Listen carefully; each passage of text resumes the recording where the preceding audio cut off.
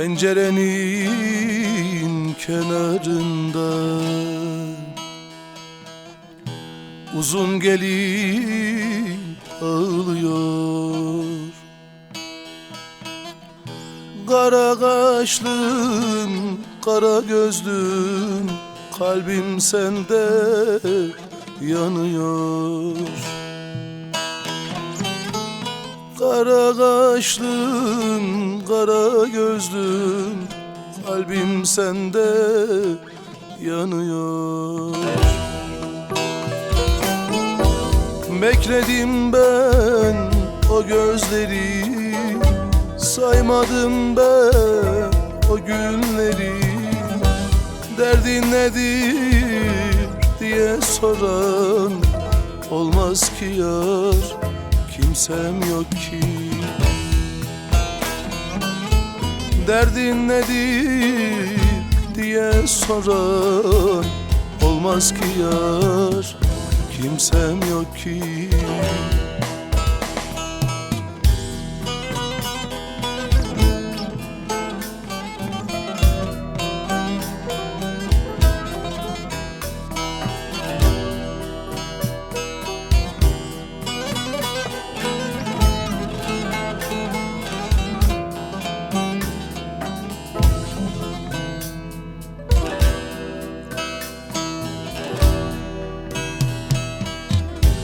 Uzun zaman oldu yarim, hasret kokar buram buram. Uzun zaman oldu yarim, hasret kokar buram buram. Gözlerinde kaldı yaram, dilim yanar diyemez ki.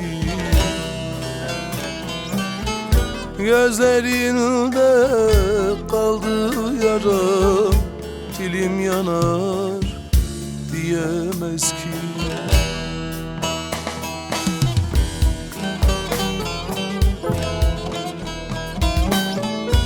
Sarı gelin, kara gelin, al dudaklım, yaktın beni. Kışı gelmez, yazı gelmez, bekledim ben seni gelin. Endonezya'da Umre inanılmaz bir rağbet görüyor. Bunu söyleyeyim ben size dostlar. Umre, turizm, hacı turizm çok fazla var. Özellikle de her şehirde böyle rengarenk batik kıyafetlerini giyerler.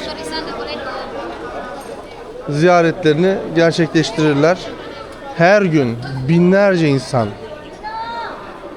Suudi Arabistan'a doğru, Cidde'ye doğru yola çıkıyor. Selamünaleyküm efendim. Herkese merhaba. Endonezya, Sumatra Adası, Padang şehrinden selamlar, saygılar efendim. Biraz kavuşma oldu, kucaklaşma oldu, hasret giderildi tabii ama daha uçuşumuza var. Biraz daha sohbet edeceğiz, muhabbet edeceğiz ama öncesinde şunun bilgisini vereyim. Çelebi yer hizmetleri biliyorsunuz sektöründe daha çok hava yollarında, işte yer hizmetlerinde çok fazla kendini gösteriyor. Çelebi şirketini Endonezya'da görmekten gurur duyduk. Ta Padang'da 100'e yakın personeli, 100'den fazla personeli varmış. Burada da yer hizmetlerinde çalışan arkadaşları da gördük. Çok mutlu olduk. Endonezya, Jakarta'da da var. Hemen hemen büyük havalimanlarının hepsinde varmış. Lion grubuyla ortaklaşa çalışıyorlarmış. Çok mutlu oldum. Gerçekten onur verici, gurur verici. Bir Türk şirketinin, Çelebi şirketi yazıyor zaten. Çelebi Grup yazıyor. Garip oluyorsunuz ya. O Türk bayrağının Endonezyalıların o döşünde, ambleminde durması falan çok enteresan bir duygu. Ya da o Çelebi Türkçe kelime ya da işte orada şirketin Türkiye yazması onur verici. İnşallah daha güzel, daha büyük şirketler Endonezya'ya daha yatırım yapar. Çünkü Endonezya yatırım yapılacak bir ülke. Daha filizlenmiş, toprağından yeni çıkmış bir ülke. bunun farkında varmaları benim çok hoşuma gitti. Neden? Dünyanın en çok havacılık sektörüne ihtiyaç duyulan bir ülkesi Endonezya. 17.500 adası var. Hemen hemen bunun 1000 adasında havalimanı var. Ya şunu düşünebiliyor musun? 1000 tane havalimanı ve her havalimanında çalışana ihtiyaç var. Hadi bunun 500 tanesi ufak tefek işte adacıklarından olsun. 500 tane büyük havalimanlarından var. Onların hadi multi büyüklerini söyleyelim. 150 tanesinde olsunlar. Harika bir iş çıkarırlar. Harika bir potansiyel, harika bir iş gücü ve Türkiye'nin temsil edilmesi mükemmel bir şey. İnşallah daha da büyük şirketlerimiz burada olurlar. Bu arada Çelebi, reklam değil bu arada, bu konuştuklarım, bilgi veriyorum sadece. Çelebi hava yollarının yer hizmetlerinde Türk Hava Yolları'nın check-in işlemlerini yapıyor. Bizim Jakarta'da check-in işlemleri yapılırken Çelebi personelleri yaptı. Hatta ben Türk personelleri de gördüm. Çelebi'de çalışan Türk personelleri yine aynı kıyafeti giymiş Endonezyalılarla beraber. Endonezyalılarla beraber çalışıyorlardı. Ya bilmiyorum. Şimdi bu ülkelerde, uzak doğuda, çok uzaklarda Türkiye'mizi temsil eden ne olursa olsun, ne olursa olsun gurur verici, onur verici, şeref verici, ya en ufak da olsa, ama işte büyümeni istemeyenler de çıkıyor. Ya kardeşim gerek yok, sana gerek yok, o da oradan para kazanıyor, bana ne? Ya milletin para kazanmasına bakma kardeşim. Milletin ne iş yaptığına bakacaksın. Düzgün işini yapsın, şerefiyle yapsın, vatanını, milletini temsil etsin. Bu şekilde bakacaksın. Ama maalesef her yerde olduğu gibi Türkiye'de de kötü insanlar var, kötü kalpler var, kinli, nefret kusan insanlar var. Alıştık artık. YouTube kanalı sadece politika ya da haber kanallarına yorumlamıyorlar. Artık bizim gibi kimin YouTube kanalı varsa herkesten altında, herkes sıkıntıda. Ağzımızdan çıkacak en ufak bir kelime arşa da çıkarır, yerin dibine de sokar. Onun için çok dikkatli olmak gerekiyor. Umarım vatanıma, milletime, ben kendim özellikle de içtenlikle vatanıma, milletime elimden geldiği kadar iyi bir hizmet veririm. Şimdiye kadar hiçbir işi yarıda bırakmadım. Hiçbir işi yarıda bırakmadım. Kimseyi yarı yolda bırakmadım. İşimi dört dörtlük yaptım. Kimine göre çok para aldın dediler. Kimine göre işte bu para az bile dediler. Kimine göre eyvallah dediler. Yani ne diyeceğimi de bilmiyorum artık. Çok şey söylemek gerekiyor aslında ama söyleyemiyoruz. Ama şunu biliyorum. Sizlerin güzel yüreklerinizin dualarıyla biz buralara geldik. Daha da gideceğiz, devam edeceğiz. Gidebildiğimiz kadar.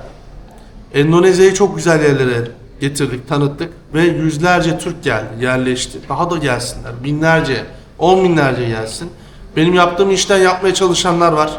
Yolları bahtları açık olsun, yapmaya çalışsınlar, iyi hizmet versinler, kimseden şikayet gelmesin. Umarım Endonezya'ya gelen herkes mutlu mesut olur. Yani buraya gelip de darbe yiyip, dolandırılıp başına bir şey gelenler, özellikle de benimle iletişime geçtiklerinde ben üzülüyorum.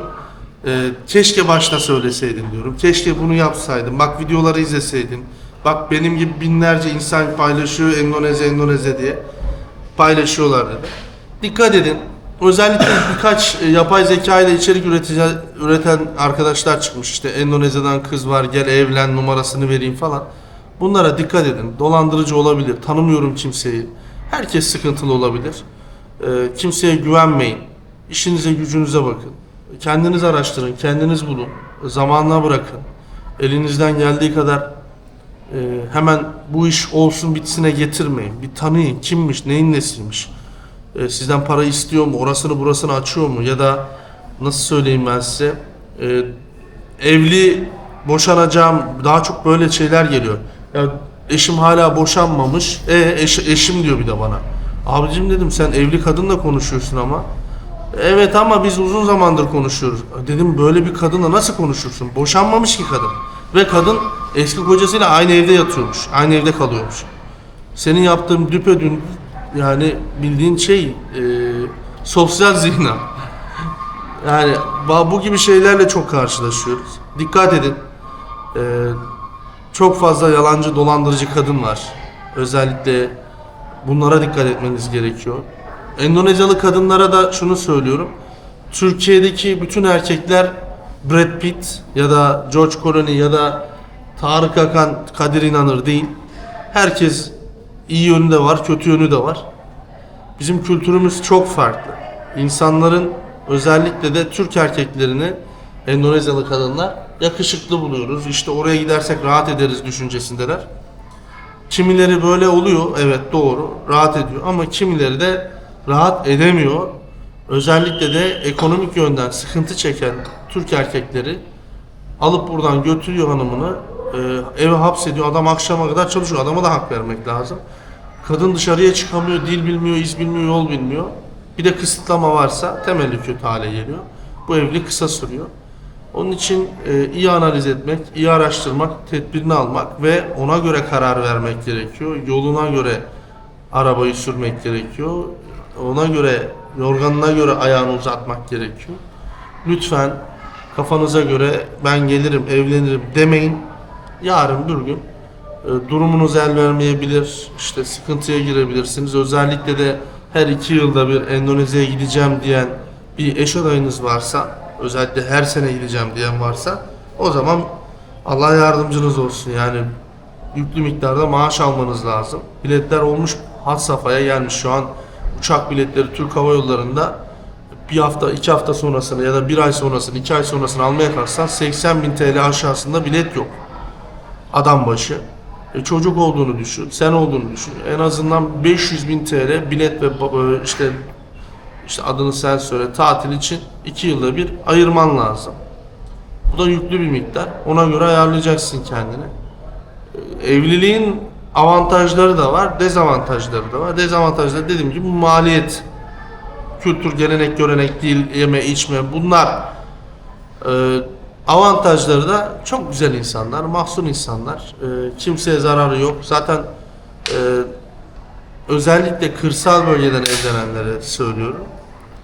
Onların inançları özellikle kabile bölgeleri, yani Minangkabau olsun, Toraja olsun, Malang olsun, Java, Sunda olsun. Bunların kültürlerinde, özellikle kültürünü iyi yaşayanlarda Allah'tan sonra bir kadının kocasına hizmet etmesi gerekiyor.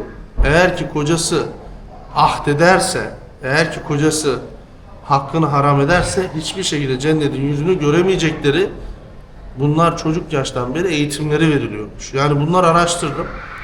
Ona göre ben her şeyi anlatıyorum. Yok beni böyle rencide ederim, seni şöyle işte kadın haklarına şikayet ederim falan diyenler de oluyor. Ben bir şey demiyorum, yemin ediyorum. Ben sadece size paylaşıyorum. Bildiklerimi söylüyorum. Yani bunu Endonezyalı bir kadınla da konuşabilirsiniz. Böyle bir şey var mı? Orada bir Deli Bekir çıkmış böyle bir şey söylüyor. Doğru mu evladım diye sorun. Ya da kızım diye sorun ya da kardeşim diye sorun. Bu kültür, gelenek ve göreneklerini belki bir Endonezyalı'dan daha çok gezdim ben bu Endonezya'yı. Çoğu Endonezyalı'dan daha çok gezdim, evet. Onu söyleyeyim, ona altına imzamı atarım yani. Gitmediğim yer kalmadı. Bilgi dolu bir vlog olsun istiyorum. Ama bunu paylaşırken özellikle de şu bilgileri de araya sıkıştıralım. Evlilik için gerekli belgeler. Bekir, anlatıyorsun da evliliği. Ben her bölümlerde anlatamasam da 10-20 bölüm illaki anlatırım. Doğum kayıt örneği. E-Devlet'e gir kardeşim. Doğum kayıt örneği yaz, çıkar. 2. Nüfus kayıt örneği. 3. İkametgah belgen. 4. Adli sicil belgen. Adli sicil belgen Endonezya dilinde de çıkartabilirsin bu arada. 5. SGK hizmet dökümü tüm zamanlarını çıkart. 6. TC kimliğini ve pasaportun. Pasaportun en az 10 yıllık olsun. Sıkıntıya girme. Ondan sonra 5 yılın altında olmasın, öyle söyleyeyim sana. Bunların hepsini düzgün bir şekilde SGK hizmet dökümü hariç güzel bir şekilde yeminli tercümana gönder. Adli sicil belgeni Endonezya'ya çeviriyorsun zaten otomatikman de. Yine de ıslak imzalı mühürlü isterlerse şayet bunu kabul ediyorlar. Her bölgenin istediği talep doğrultusuna göre değişiyor. Ama en mantıklısı şu. Eş adayınıza söyleyin. Deyin ki evlendirme dairesine git hayatım. Benim Türk erkek arkadaşım var. Biz evlenmek istiyoruz. Gerekli evrak, doküman, belge nedir diye öğren. Ondan sonra bana söyle de sana liste halinde söyler zaten. Çünkü eyalet sistemiyle yönetilen bir ülke burası. Her bölgenin evlendirme sistemi çok farklı. Ben neler gördüm de vergi levhasını isteyen mi dersin? Annesinin babasının ölüm belgesini isteyen mi dersin? Annesinin babasının evlilik cüzdanını isteyen mi dersin? Şirket belgelerini isteyen mi dersin? Maaş kodrolarını isteyen mi dersin? Evin tapularını isteyen mi dersin? Arabanın ruhsatını isteyen mi dersin? Ya ben her şeyi gördüm. Ondan sonra adını sen adam mesela 2 kere evlenmiş. İlk eşinin bilgilerini de istiyorlar. İkinci eşinin bilgilerini. Ya sana ne kardeşim işte ama adam istiyor. Bunu kabul edemiyor. Yani başka bir şey yolu yok. Para da versen yani istediğin kadar hediye de versen istemiyorum diyor. Ben diyor bunu istiyorum diyor. Bu evrağı istiyorum diyor. Yani zora koşuyor. Dediğim gibi dikkatli olun. Araştırmalarınızı iyi yapın. Tedbirli olun. Özellikle de evrak doküman konusunda kendinizi zora sokmayın. Gelmeden en az 6 ay öncesinden program yapın. Yani bir ay konuştum, 2. ayda geleyim evleneyim yapmayın. Çocuklu kadınlar, özellikle kadınları Türkiye'ye götürecekseniz sıkıntı yaşayabilirsiniz. Kadın boşanmış mı? Kadının kocası ölmüş mü? O da önemli. Özellikle Endonezyalı eşiniz kadınsa bunu yaşayabilirsiniz. Velayet davaları çok uzun sürüyor. Avukatlık ücretleri savcıya veriyorsunuz, hakime veriyorsunuz. Bunların maliyetleri çok hızlı olmasını istiyorsan ona göre gelişiyor. Çok şeyler yaşadık, tecrübeler yaşadık. Bir de o çocukların evrakları, apostilleri, legalize edilmeleri. En çok sıkıntı yaşanılan ne biliyor musun? Kadın tutuyor, izin belgesini alıyor bak. Velayet davasını kazansa bile adamdan iznini alıyor. Adam cins kaptı ya mesela. Ben de bir plan kurayım. Her yerde iyiler kötüler var. Kalbi bir nefret dolu. Gidiyor karakola. Diyor ki benim çocuğumu kaçırıyorlar diyor. Sadece iftira atıyor. Sadece iftira atıyor. Adamdan velayeti almış kadın. Aldığı halde. Niye? Çok para koparmak için. Mevzu o. Biz bunu yaşadık bu arada. Gidiyor bunu şikayet ediyor ya da gümrük memurlarına, polislerine şikayet ediyor. O pasaportu alınan çocuk ya da pasaportu alamıyor çocuk zaten. Eğer önceden şikayet ettiyse pasaportu alamıyor. Immigration sisteminde zaten çıkıyor. Göç idaresinin sisteminde çıkıyor. Pasaportu alamıyor. Eğer pasaportu alsa da pasaport kontrol noktasından ülkeden çıkarken seni tutukluyorlar. Türk vatandaşını tutukluyorlar, Endonezyalı anneyi tutukluyorlar, çocuğu da alıyorlar. Ve direkt savcılığa çıkarıyorlar. Çocuk kaçakçılığından, organ mafyasından her şey söyleyebilir adam, her şey söyleyebilir. Bunu biz yaşadık. Biz bunlarla bayağı bir sıkıntılar yaşadık. Daha öncesinde de söylediğim insanlar da var. Ne demek istediğimi de iyi biliyorlar. Özellikle evli kadınlarla evlenirken çok dikkat etmeniz lazım. Evlenmiş, boşanmış yani anladınız siz. Evlenmiş, boşanmış kadınların mevzuları biraz daha masraflı ve maliyetli olabilir ya da sıkıntılı olabilir. Onun için araştırmanızı iyi yapın. Kadının eski kocası bulunduğu mahallede mi, aynı apartmanda mı yaşıyorlar, nerede yaşıyorlar? Kadın mesela bir gün bir adam aradı beni. Dedi ki Bekir Bey dedi, eski eşi ev vermiş kadına, o apartmanda yaşıyorlarmış altlı üstlü. Dedim ben de geleceğim dini nikah yapacağım dedi. Ben de o evde kalacağım dedim.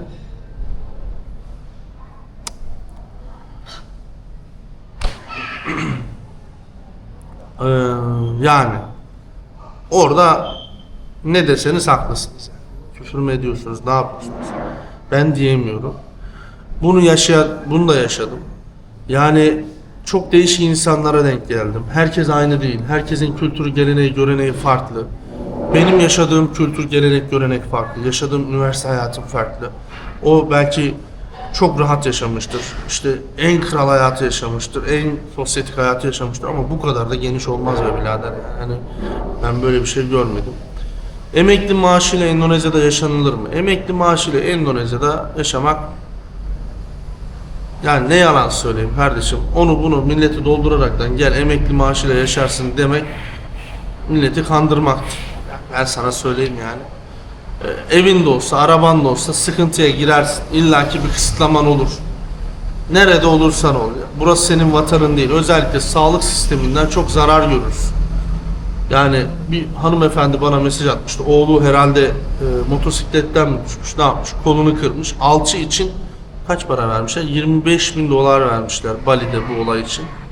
Endonezya'nın her yerinde geçerli böyle mevzular olabilir. Özel hastaneler özellikle pahalı. Devlet hastanelerine gittiğiniz zaman da neyle karşılaşacağınızı bilmiyorsunuz. İyileri de çıkabilir, kötüleri de çıkabilir. Sağlık sistemiyle de işte kıyaslama yapmak istemiyorum Türkiye'yle tabii ki. Ama yani tabii ki geride, ileriye gitmesi için de çabalıyor. Ülke bir şekilde sağlık sistemini de geliştiriyor. İyi yerleri de var, onu da söyleyeyim. Ama paranız olacak. Yani paran olacak abi. Sen buraya geldiysen paran olacak. Paran olmazsa burada sıkıntı yaşarsın. Özellikle de bir de sıfırdan bir hayat kuranlar. Allah yardımcıları olsun. Hiç kolay değil. İlk seneleri o kadar zor, eziyet geçer ki. Yani Allah onlara yardım etsin. Çok zor yani. Ben ne diyeceğimi bilmiyorum. Sonra dil alışkanlığı olacak. Dillerini öğrenecekler. Hayata adapte olacaklar. Çoğu insana yardım ettik. Çoğu sırtımızdan vurdu. İlk adaptasyon sıralarında onlara yardım ettiğimizde. Çoğu sırtımızdan vurdu. Dost dedik düşman oldu. Arkadaş dedik arkamızdan fitne çıkardı.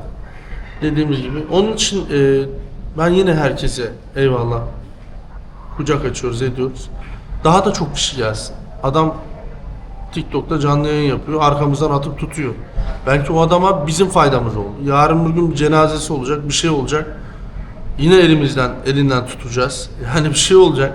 Burada birbirimizi desteklemek varken adam oradan arkamızdan fitne çıkartıyor ya da bir şey bulabilir miyim acaba? Bu adamı nereden vurabilirim? Tabii ki benim sevenlerim olduğu kadar sevmeyenlerim de vardır. Adam cins kapıyordur, konuşmamdan hoşlanmıyordur. Kaşının altında göz vardır, mazeret arıyor ya illaki olacak. Ya sevilseydi %100 Peygamber Efendimiz sevilirdi. Herkes onun üzerinden söylüyor. Hani diyorlar ya yani %100 sevilseydi o sevilirdi. Demagoji yapmaya gerek yok. Biz her zaman dediğimiz gibi lafımızın arkasındayız. Kimseyle problemimiz yok. İşimizdeyiz, gücümüzdeyiz. İnsanların dertleriyle dertleniyoruz. Sıkıntılarıyla sıkıntı oluruz. Bak 7-8 gündür Padang şehrinde çoluğumdan çocuğumdan uzaktayım. Tabii ki param alıyorum. Tabii ki işimi yapıyorum. Herkesin olduğu gibi sen bir özel bir iş yapan ya da sana hizmet veren, özel korumalı şoförlük yapan bir adamı 7-8 gün götürüyorsun. Adam aracıyla sana hizmet ediyor. Gece gündüz yanında, evrağını, dokümanını, bir de tercümanlığını yapıyor. Sen bu adama diyemezsin ki senden para vermeyeceğim. Sen yani hayırdır yani. Ben bunu anlayamıyorum. Böyle insanları düşünemiyorum.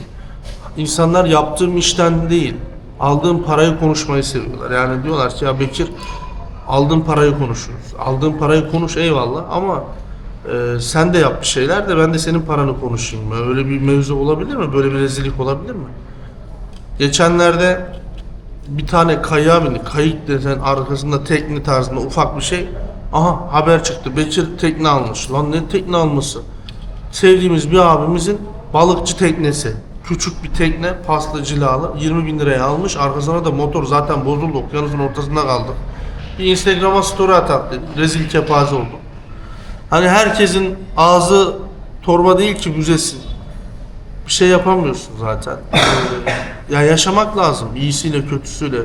Çalışıyoruz. Yıllardır beni tanıyanlar bilir. Gitmediğim yer kalmadı. Her şeyi bildik, gördük, gezdik, tozduk.